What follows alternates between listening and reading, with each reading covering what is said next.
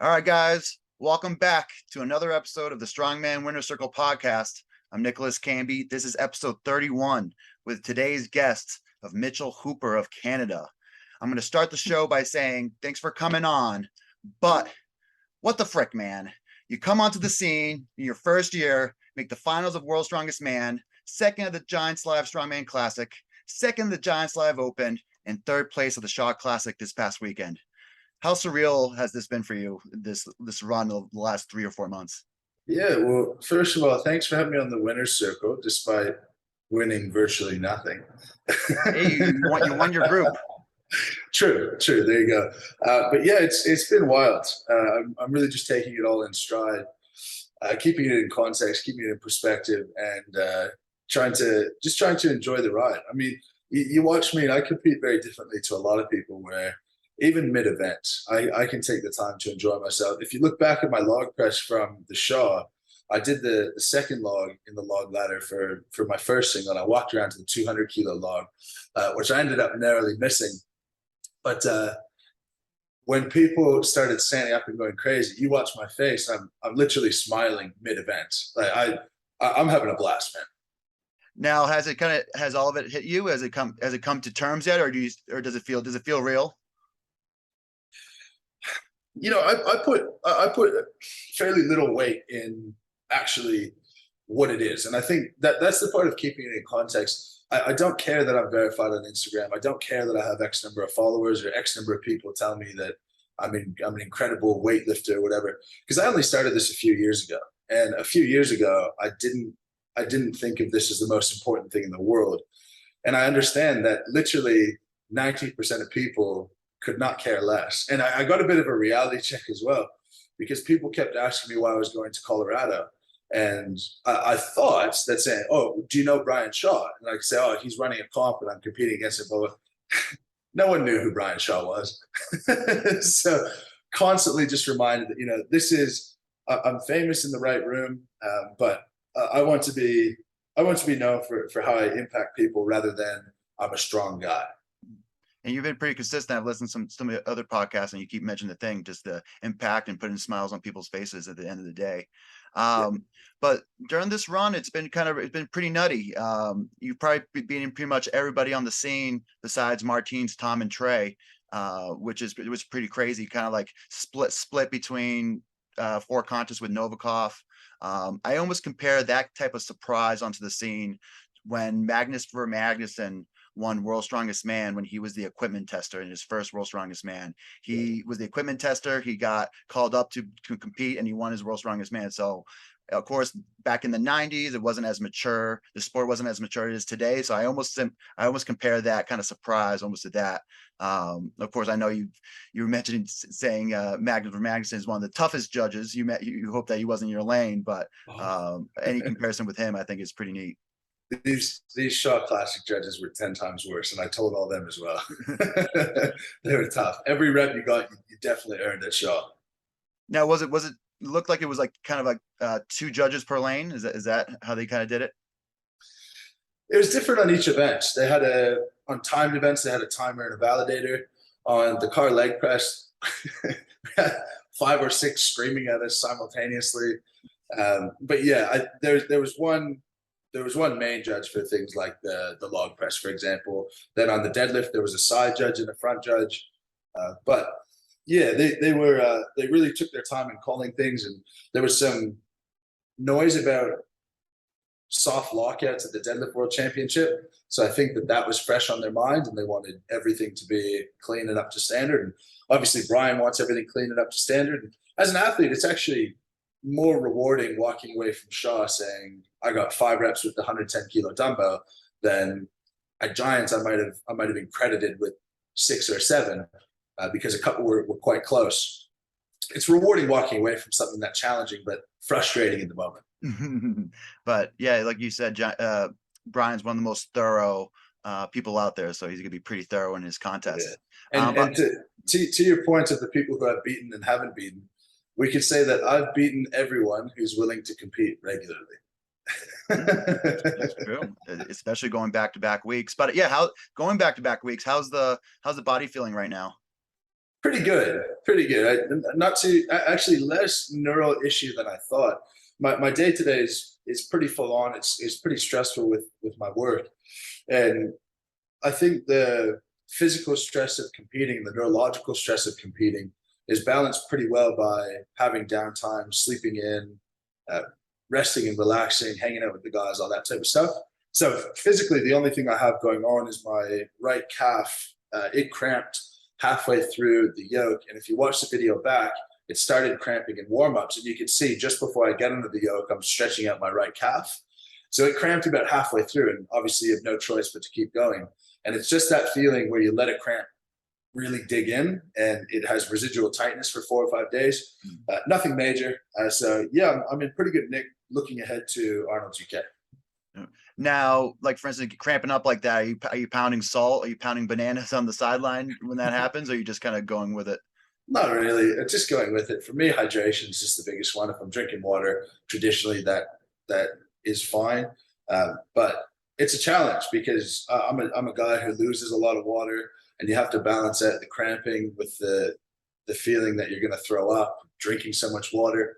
And it's probably something I could train a little bit better drinking while I'm training, but it's I don't have a lot of patience for minutia in my day-to-day life, and I consider that minutia to an extent. Well, getting your 2 gallons in, 3 gallons in every day. Yeah, just intentionally filling up a massive jug to then train that during your training. It's just not something that is top of my priority list. That makes a lot of sense. Um, so I was mentioning a little bit off air, but we talked to Colin Bryce in the last interview, and he considered you the smartest strongman that he's ever met, and he's met a lot of strongmen, and that's a big statement from again someone that's been around the block. Now, why do you think that is? Is there what kind of impression did you leave Colin Bryce? That's loaded. It's a better question for Colin than it is for me, but I think there's a couple of elements to it, and I'm a very independent thinker when it comes to how I go about my strongman. I've done a lot of different things with my life, and I don't think he's talking intelligence in the textbook sense, in the educational sense.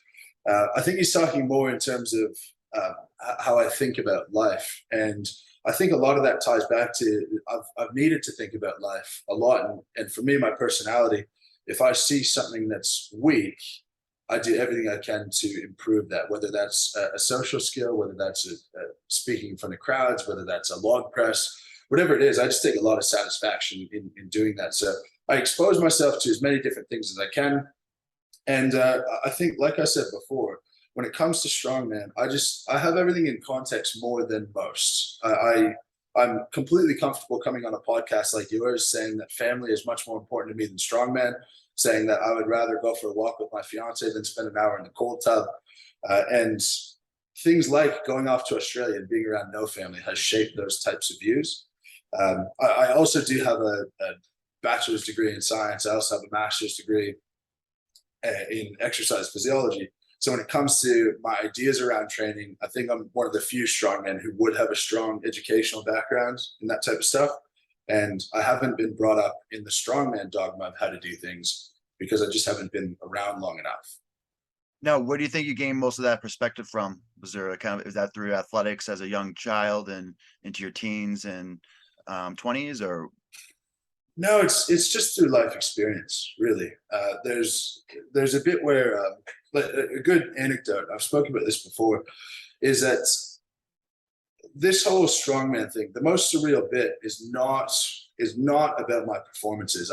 I pretty much know what I'm capable of, and I get a big kick out of saying this is what I think I'm going to do, and then going and doing it. But it's more to the fact of feeling as though I have a strong connections with people who I've met for a very short period of time, or very few times, whether it be the strongman that I'm around, whether it's around the fans or whatever. I think that's for me the most surprising bit, because when I was in Canada, I did my bachelor's in human kinetics. I went off and was a head strength and conditioning coach for a pro basketball team. And throughout this whole time, I had the idea that if I knew enough and I was smart enough and knew enough information, I didn't need any people to help me get ahead. So in university, I didn't go to bars, I didn't go to parties. I had heaps of acquaintances, but I didn't particularly like speaking to people. Talking in front of crowds was a big issue for me. And I started to realize how those things would hold me back in a professional setting. Then I thought the best way to attack that, the best way to improve on that would be to go somewhere where you know nobody and have no connection. So I went to Australia literally with the start date for uni, an address where I was living, and that's it. Then over that 4-year period, made a bunch of connections, really improved my ability to speak to people because I had no choice but to improve that. You know, you're going through all of these things. You're going through COVID with no family. You're going through holidays with no family. You got to make something work. And as challenging as that was, the most rewarding part of that whole experience was having a party at the end with about 75 people there, none of which were family, all of which were close friends. And really, for me, that was getting over a big hurdle. So I think I just have the perspective that I value improving as a person much more than I value improving in any sort of sport. So using strongman as a proxy to make myself a better person is really what I want to gain from it. Whether that's winning world's strongest man or deadlift record, I don't really care. Sounds like you like to get comfortable with the uncomfortable. I am just so uncomfortable with comfortable, to be honest. You know, I have a business here in my hometown, an exercise physiology practice, and it just opened up 3-4 months ago. And in the early days, I was thinking about how to get clients, and I was thinking, I don't want to do anything that has to do with getting clients. I don't want to make cold calls. I don't want to go visit people. I don't want to do any of it. But I was so uncomfortable just sitting in inaction that I think that's probably the biggest difference between myself and other people who don't get things done. That's great. So you mentioned a little bit about kind of like your strongman, a little kind of different approach and all. But how would you consider your strongman approach to training and competition? Would you consider like traditional, like running blocks, linear regression, conjugate methods, or do you have a more like unorthodox approach? No, when it comes to strongman as a whole, I mean, programming falls in the same category. I just try to always zoom out and look at the bigger picture, whether that comes to training and programming, whether that comes to periodization, whether that comes to recovery, all of that stuff. I find a lot of people cut off their nose to spite their face, as in they're so concerned with getting their recovery that their sympathetic system is on overdrive and they never actually fully recover because they're stressing about getting to their physio appointment and their ice bath and their this and their this. Where I think if I have my life stress, my sleep, and my nutrition, if I keep those 3 in order, I'm going to do fairly well in terms of recovery. When it comes to training, I know that progressive overload is king. I know that there's no real studies on people of our level. So you can't say that this is evidence-based. There's no evidence base. There's not enough of us.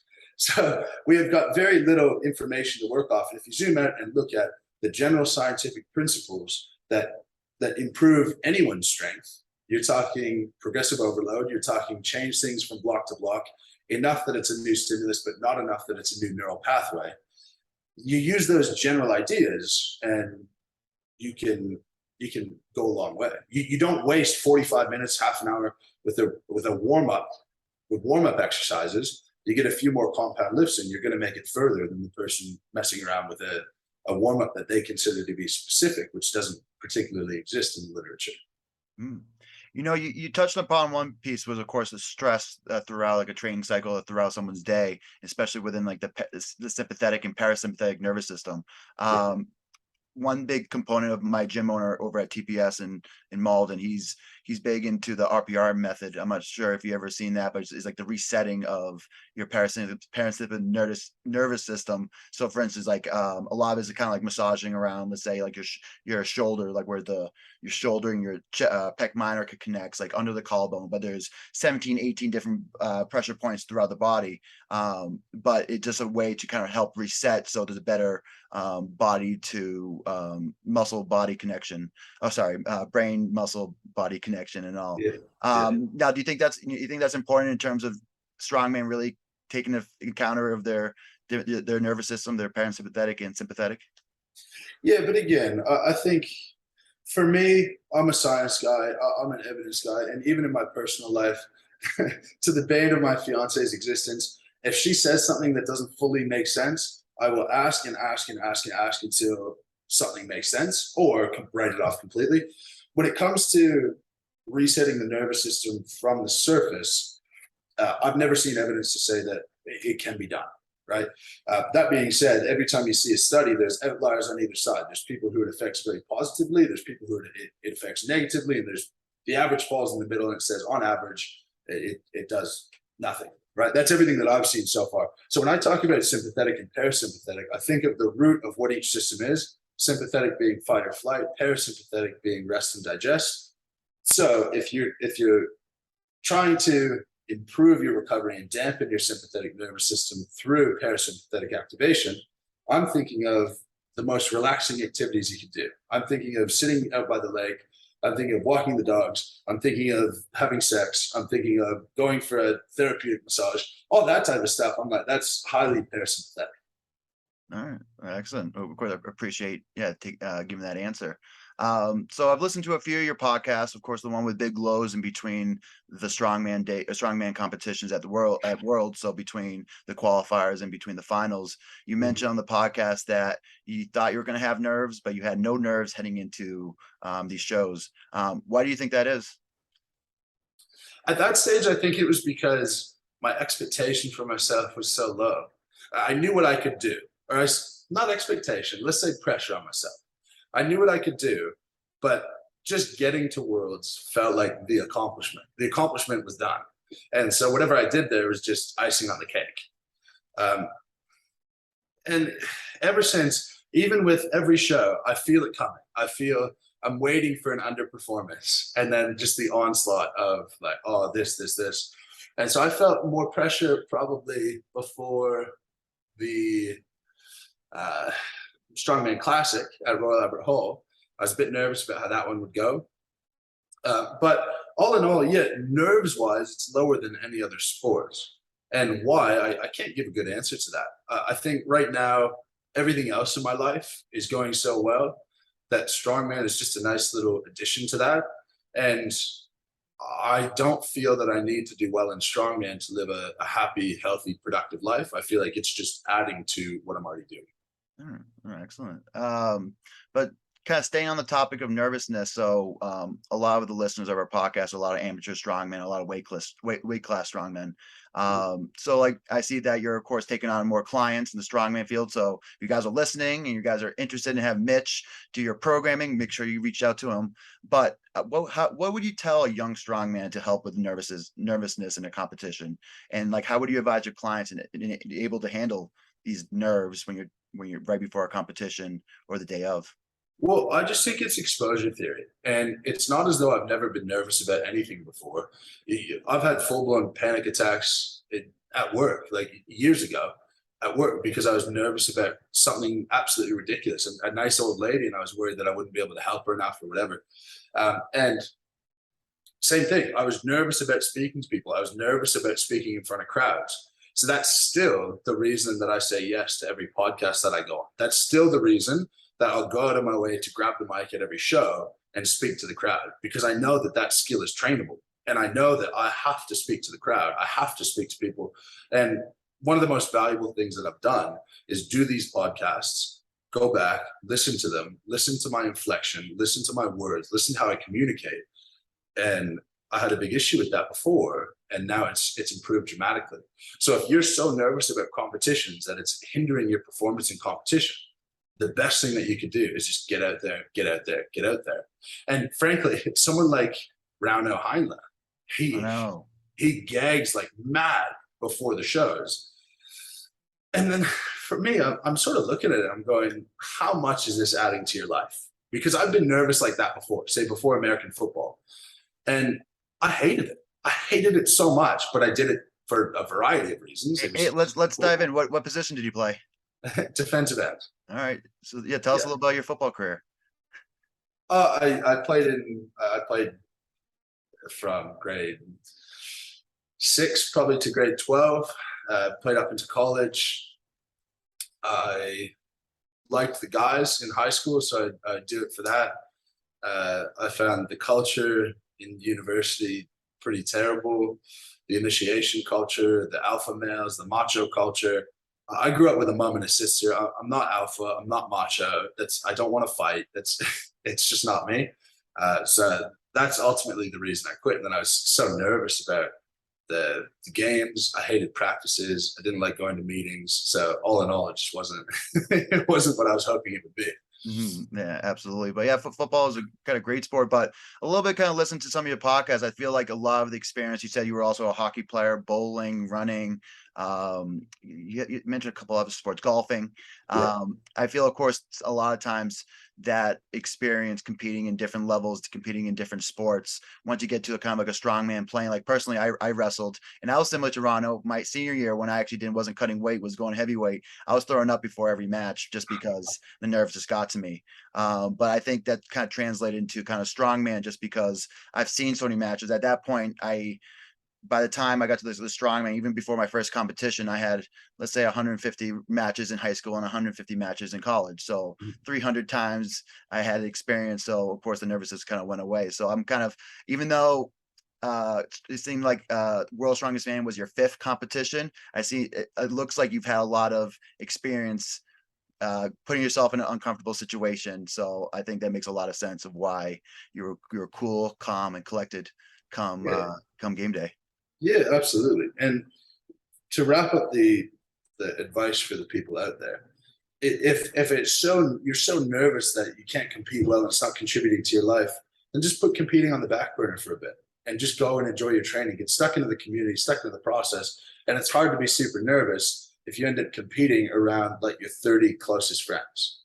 And I think the best part of strongman is seeing someone get over that hump. The best part of strongman is at the local level, not at the professional level, where someone's getting cheered for the first time. When someone fails and recognizes that no one really cares, and all of those experiences you just talked about.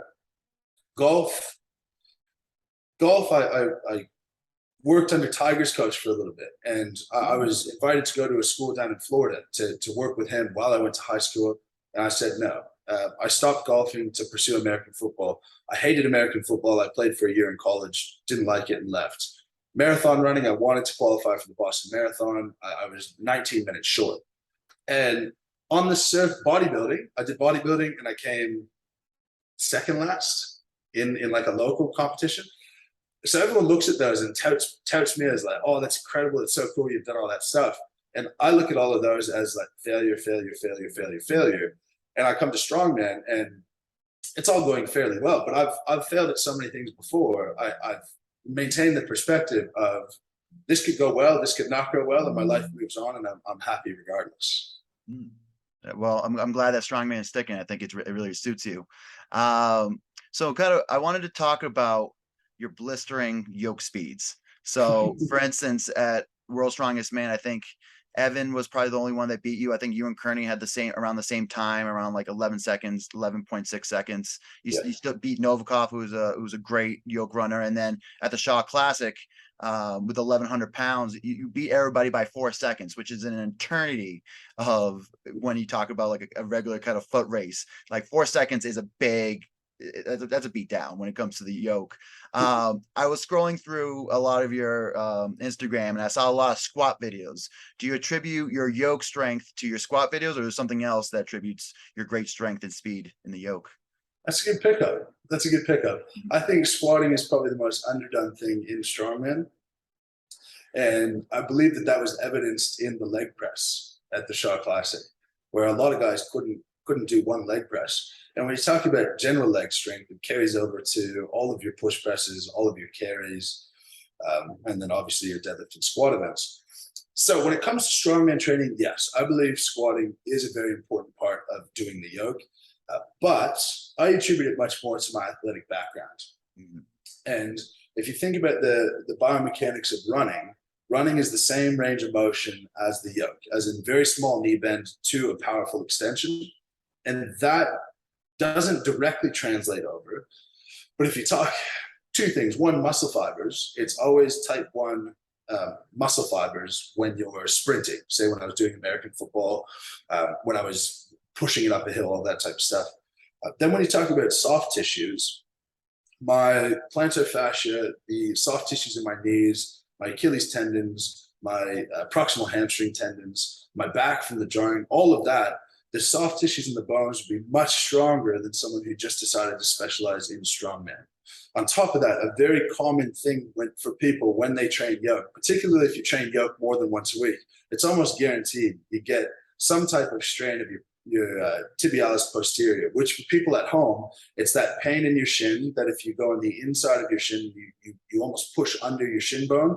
When that starts to get painful, inevitably with yoke, that's not something that I experience. That muscle goes around the inside of your ankle, underneath the bottom of your foot, attaching on the base of your pinky toe. And that basically maintains your arch of your foot, or assists to. And so people without strong feet, people without strong tibialis posteriors will have their foot collapse, and then it starts to cause them aggravating injuries. And at the pro level, it's almost without exception that guys get that, and that's the limiting factor. And for me, I never, ever feel that. And I completely attribute that to marathon running. Wow.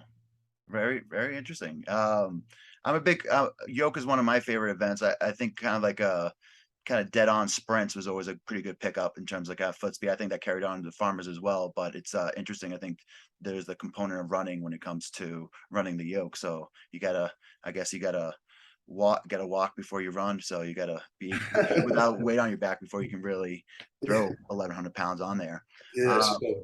So I want to do something fun here. So I'm actually gonna share my screen. So you were talking about, so like we were actually, before I preface that, so we talked about your yoke. A lot of people talk about the awe of your deadlift, but I think people don't give you enough credit when it comes to your pressing power. I was watching a couple videos like 2 years ago. Like you were pretty decently. You were doing like 285, 295, and now after back-to-back weekends on the second day of the Shot Classic, you're narrowly missing 440 after hitting 407, which is pretty nutty. So I want you to walk me through kind of some of your stuff. So let's see. I'm gonna go You're gonna show my back bend. so let's see. So what a cover photo. Oh, you like that's my dog. That's my world's strongest wiener, in case you're right. You see the last video I posted was a reel that my missus made with our dogs. Look. Oh, I'll have to watch. All right, there we go. All right, here. Oh, cool. Okay, you got this. Fantastic. All right, so it's gonna be a little sound. So this is, of course, you have obviously the 105, 185 first. Yep. So clean's never an issue for me. For the first one, it was just about stabilizing it and making sure that the lockout was solid. Yeah, I'm just gonna pause it just because it's a little bit noisy. I thought I could mute on Instagram because I also did this. I also put it on my editor. So let's see. Editor. Okay, cool. Hey, look, they pump up the crowd. Pump up the crowd. All right, let's see. All right, so of course, big. So first of all, I actually went out before this event. I was the only competitor to do this. And I went out and I lapped the 185 and the 200 before I started to warm up, just to get the feeling of what it was like. These logs themselves were, I think they were powder coated. Regardless, they were super comfortable to clean. So I knew cleaning wasn't going to be the issue. And you can see when I clean it, I actually clean it a little bit too aggressively, take a couple of steps back because of that. Just the power of the crowd, it got me going a bit too much. Then it was just about having it as solid as I can. I didn't want to reattempt this. My original plan was actually to go 200 first. But after several guys failed, I knew that something about the logs was more challenging on that day. I'm big into push pressing the log. And I get probably 80% of my range from my legs. Then it's just about locking it out, looking at the judges, making sure it's stable. And then the whole time my plan was going 185, 200. All right. So it looks like it's very similar to, I would say, that of some of the English strongmen, similar to kind of like Big Z. I don't know if you ever heard of, his name is, I brought him up in the last podcast I did. His name is Shane Germain. He's a big proponent of, like, if you're doing like a strictish push press, to pretty much lock out your arms before pulling your head through. Is that kind of your thoughts as well? That's just a natural thing that started to happen to me. It's not an intentional thing, but it's almost like I can't split jerk at this stage. So dropping my shoulders by bending my back means that my arms need less range of motion. So now so of course this log has the big caps to it. Did that throw you off at all?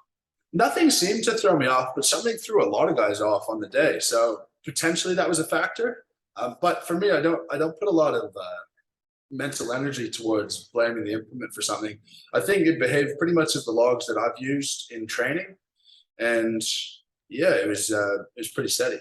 All right, so you go here, you finish. Now you've pumped up the crowd. You're smiling. You're having a good time. This is literally just killing time because I knew I needed about 20 seconds before I was going to attempt the 200. And you can see there, like, I'm literally smiling mid attempt. I'm not someone who needs to get overly angry or aggressive. So he's there. So you have the big. So you'll get the guy out of the way.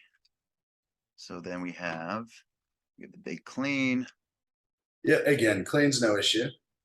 So it looks like you go. I almost want to classify this as like it's almost like right the minute you press it, you go right into kind of like similar to like a kind of a jerk, but you go right into the bent press position. Yeah. Right there, it was like locked out. Yeah, like an inch from lockout, and you're so close. All the way back, and all you had to do was just pull your head. Look what. So did that left shoulder give out a little bit? No, just the strength wasn't there. No pain, no issues. In fact, in training, it'd been my right arm in the past that was letting me down. But yeah, I mean, I just go into that position quite naturally, and there's some good pictures of how hectic that bend is. But for me, that's just the most comfortable way to press. I'm not particularly strong statically when it comes to pressing, even though my pressing numbers are really good. So I have to find these little workarounds to be able to keep up with the big guys.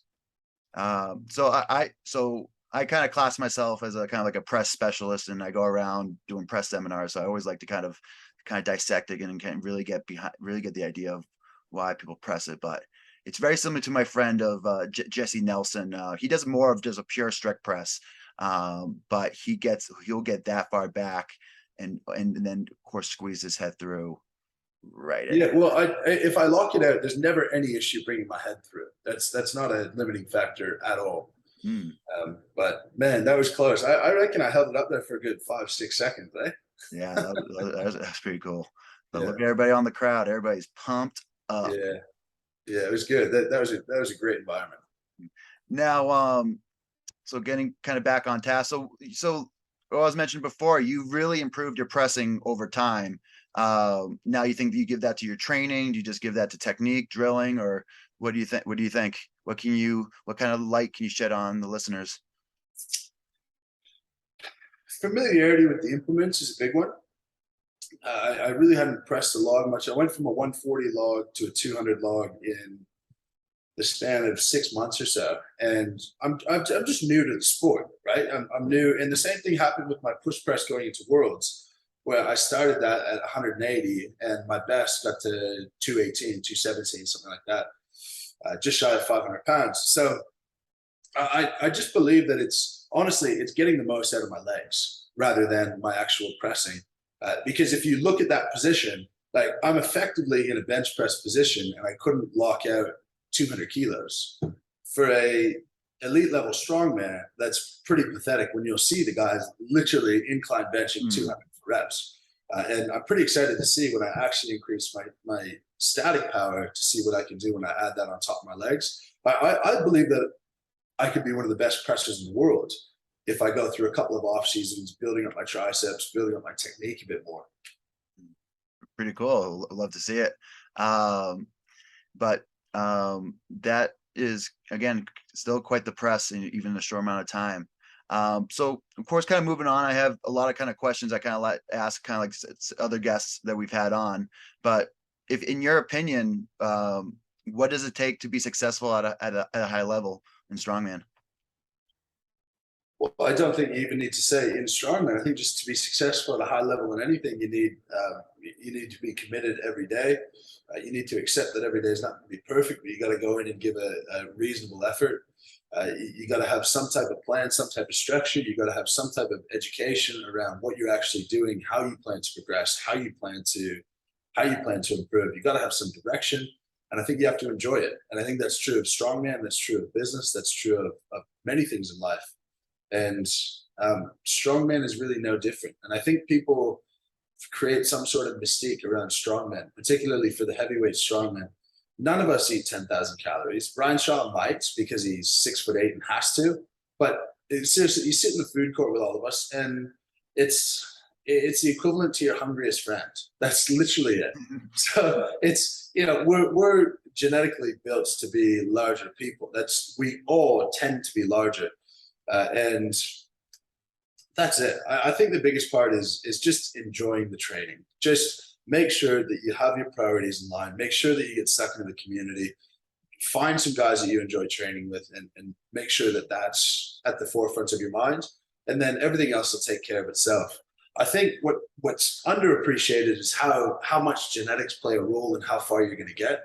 And if you accept the appreciation that you should have is finding out where your pinnacle strength is, or where your peak performance is, irrespective of where that lands you in the world, then that's what the journey is about. Because too many guys will, too early on, push themselves way too hard in many facets of the sport. And it's not fun. And they think they're going to get somewhere they're not going to. And they're just not built for it. And they get hurt. And it turns into a real negative thing. I think, but you mentioned a lot of it. You have to kind of enjoy your training, enjoy competing, enjoy just of course, the thrill of getting stronger and better. I always say that, like, for instance, if you're doing a strongman competition and they took away the money, took away the lights and the cameras, will you still be doing strongman? And I always say yes, because I do it for the thrill of lifting and then the thrill of proving myself. And I think that's something that's what it takes to really be there. I think the guys that you see at the highest levels are there because they still love the sport. And that's a little bit kind of what I've taken up. So Mitch, this is always a fun one. So sometimes guys will answer in terms of a certain event, or sometimes guys will talk about it's a kind of a progression. But when did you realize your potential in the sport? So when did you realize that, hey, I'm pretty special. I'm pretty good at this. After I won New South Wales state title over in Australia, it wasn't far off of when World's Strongest Man was happening. And this was in 2019. And I looked at my numbers, I looked at their numbers, and I thought if I did a couple of things, I could be right where those guys are. And unbeknownst to me, there's so many factors that go into just the numbers you read on Strongman archives. But I do have a distinct moment where I thought I'm going to commit to this as a real competitive sport. Wow. So it was right after that first show? That would have been my third show. Third show. All right. Well, so very early. So this is an interesting question. So this is kind of a little bit looking to the future. Maybe I'm kind of preparing you for something, but something that's cerebral yourself. I imagine you're planning ahead. So I would compare myself in a sense right now to Evan Singleton. Last year, we both had really great years. Right now we're both a little slumping. Like, we both kind of been banged up, but the difference between me and Evan is that he's actually still competing and I've been sidelined. So we both had like this rise of success in the sport, and now we're kind of having a little tough in our sophomore slump. But how would you, going forward, what would you do to avoid that type of sophomore slump, if like next year in 2023 or 2024? Yeah, that's a good question. I don't really know. I haven't been there, so we'll see. It's something that I'm aware of. It can only progress for so long before something gives. But you got to be able to listen to your body. You got to be able to take an off season, and I believe the most important thing to avoid that is having an outside, objective, experienced opinion, which is why I've brought Laws on, because I have identified that as something where I'll hold myself back. And frankly, at this stage, I don't believe that I need to get stronger. I believe I just need to get more experience. I just need to be a little bit smarter on certain events. I've only done stone runs with Taki 5 or 6 times ever. So can I expect myself to be good and consistent? Absolutely not. So I need to find ways to get out and train that. I need to find ways to get more exposure, get more experience. And that's the only reason I'm competing so much this year.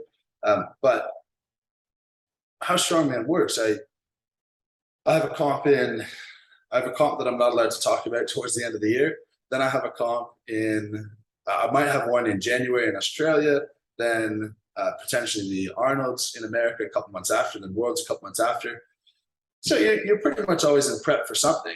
And I don't think I'll really see it as my rookie year, sophomore year. I don't really even see myself as a rookie anymore. I don't really put any weight into that because in the end, I've been in the gym for as long as these guys have, and I don't see the kid doing that in front of people as a different thing than doing that in front of nobody.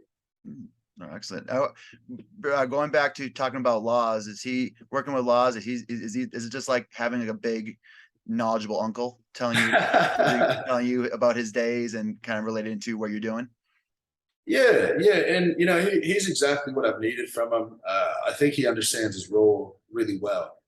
Where I know the theoretical side really well, and that is, I think that's more important for people who are getting started in the sport, where you have solid understanding of injury prevention and all that.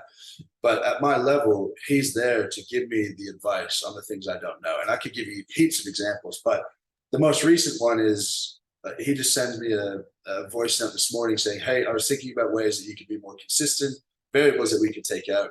You should look into getting some stone sleeves, and that way your skin temperature doesn't affect the tacky, because tackies, I have issues with tacky, or I have in the past." When I was training for the Royal Albert Hall, he told me the axle deadlift is a deficit deadlift, and if I didn't know that, then I would have had my suit on tight and I wouldn't have been able to get down to the bar. Things like the monster dumbbell, I saw it was 3 inches wide. So I shoot him a text. I'm like, "What the fuck is this?" He's like, "Oh, don't worry, you'll be fine. Just make sure it's stable. It's the same." The Hummer tire deadlift, I was texting between every attempt, and basically it was just keep doing every weight. I was the only one to do 1,000. Not because I thought that's what would give me the best placing, but because I've never used the Hummer tire before. If I have the opportunity to go for 5 pulls rather than 4, that's just another rep of experience on the implement. So if I was just off on my own doing all of this, I'd be a little bit more emotional about it. And I'd go, "No, I'm not trying 1,000. I'm going from 900 to 1050 to 1100. And if I did that, I probably would have got 1100. But then you zoom out and you're like, okay, that would have given you 1 more points, no better placing, and you still don't know what you're doing with the Hummer tire." Oh. So he's been invaluable. Well, Big Loss, he's a pretty cool guy, man. So this is another good question that I've been asking, but I think I already kind of know what you're gonna say. But again, I'm still gonna ask it. But in your opinion, is starting in other disciplines better for strongman than just starting in strongman? That's a pretty obvious answer for me, isn't it? I think from a lot of perspectives, our soft tissue really doesn't develop until we're much older. And I think if you're starting into strength sports when you're a teenager, you're much more prone to injury because your muscle, it has blood supply, and your ligaments and tendons, they don't. By nature, blood supply is how we get our nutrients. And how our tendons and ligaments get nutrients is through changes in pressure. And those changes in pressure don't come as abundantly as blood flow does. And that means that your soft tissue is always going to adapt at a slower rate than your active tissue or your muscle. And if your muscle is adapting faster, plus puberty, when your muscle is already predisposed to adapting faster, you're just going to create such a huge discrepancy between your muscular strength and your tendinous capabilities that things like ruptures are just way too common, way too high risk. And I think we see that with a lot of guys who start young, and Luke Richardson's a good example at the moment. Luke came in the strongman scene really fast, and of course he's kind of been plagued, but right now he's been pretty consistent in terms of getting at least a couple blocks in healthy. So I hope the best to see him on the big stage soon.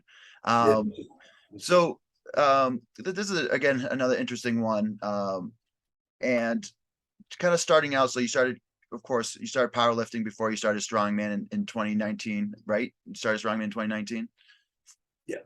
So were there any strength athletes that you admire or inspired to when you first started out? And of course, kind of when you think of this question, like for instance, when I started the strongman, of course, I loved like Zydrunas, I loved Marriage Pujanowski, but as I got more involved in the sport, like Eddie and Thor were great. But I also really admire a lot of like the 105 Olympic lifters like Dmitry Klokov and Ilian Iliad and like Donnie Schenkel. He's an American 105, but he was one of my favorites kind of starting out. But was there any inspirations when you were first starting out when it came to like strength athletes? I love how excited you are about it I all. love lifting. Yeah. You know, I don't, I've never put a lot of weight into celebrity people. You know, I don't want to admire someone who I don't know, because you don't know what you admire about them just because they're strong. I don't admire someone simply for being strong. I certainly admired how people did certain events like Kieloszewski, how he moves is next level. Um, you know, someone like Big Z pressing really well. But my initial thoughts around certain strongmen were like, I really respected Big Z for doing a lot of other things with his life other than strongman. Um, I I didn't know what to think of Brian Shaw because I didn't know much about him other than he was world's strongest man. Um, yeah, same thing. Pujanowski. I still couldn't tell you what I think about Pujanowski because I don't know him. I haven't heard much about him. Mm. And then you meet someone like Brian and Kerry, and you see how they treat people. You see how they treat their family. And now I probably respect Brian more than anyone else in the strength world right now because of how he behaves. Same thing with Luke Stoltman. Like Luke Stoltman is such a class act, and I've told him this before. When I was sitting at Worlds, I sat at the end of breakfast was the first meal we were all there for. Now he's like, hello, Mitchell. Hello, Mitchell. How are you? um, breakfast was the first meal that we were all there, and I sat at the end of the table or end of the breakfast line, sort of, so I could say hello to everyone.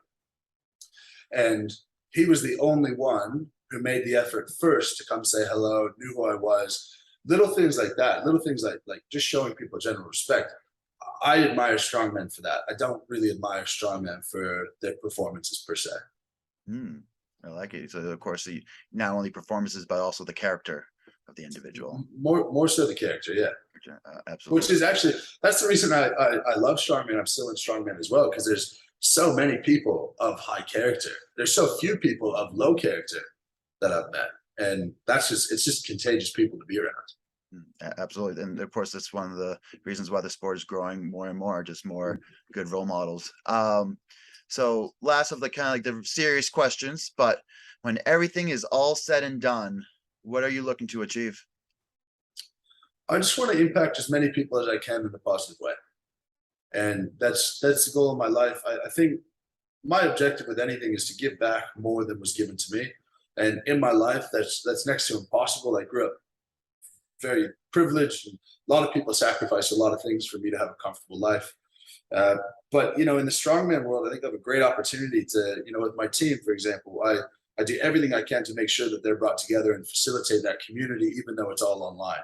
And I think being able to expand that, have a positive impact on people, and how cool is it that right now I could just go up and say hello to someone and say thank you for being here, and that made their day.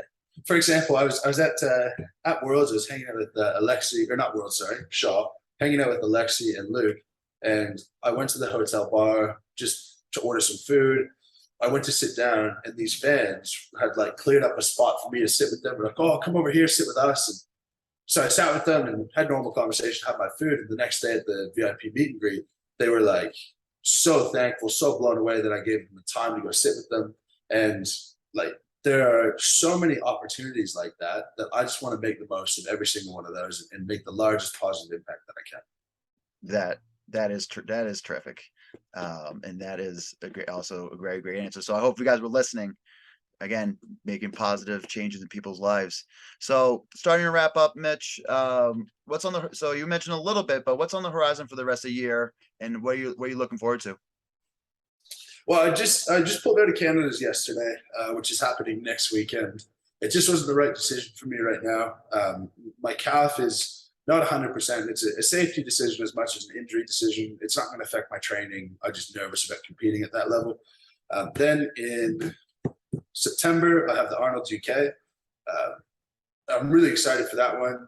based on the events, the lineup, I think everything points in the direction of that being my first professional win, if you want to call that one professional. Then I have an undisclosed competition Undisclosed. I like in it. in October, and then I think it's diving into an off season and working to build up the business here, and letting the body rest, recover, get ready for next year. Work on a couple of weaker points with laws, and kind of have some time to digest what the hell's going on. Absolutely. Yeah. Any sponsor shout outs? Any plugs that you want to tell the people? Yeah, Cerberus has treated me really well from very early on. My code is Hooper, HOOPER. If you guys use that, save a bit of money. It also supports me. I have a company in Southern Ontario called Bolton Foods who helps me out. They give me all my meat. The gym that I go to here is called Athletic Culture. They've been next level. They built me my own stone platform, let me bring in all my strongman kit. And between the three of them, it's been super helpful. The last one is it's called Leafy Gains. They're vegan cookies for strongmen. We really don't get in the vegetables and micronutrients that we need. And these are really good protein cookies that very easily get in micronutrients without having to chew on lettuce and tomato and all that boring stuff. That's awesome. But don't forget, guys, to follow Mitch on Instagram, follow his YouTube so you can stay up top of his strongman journey. And he's also taking clients. So don't forget or don't miss out on the chance to be coached by him. And don't forget to like, comment, subscribe, notification bell on this episode. Tell your friends, tell your family. And Mitch, you have the last word. Thank you very much for having me on. My motto is lift heavy, be kind. And the latter is more important than the former. So treat people well, put smiles on people's faces, and make a positive impact in the world.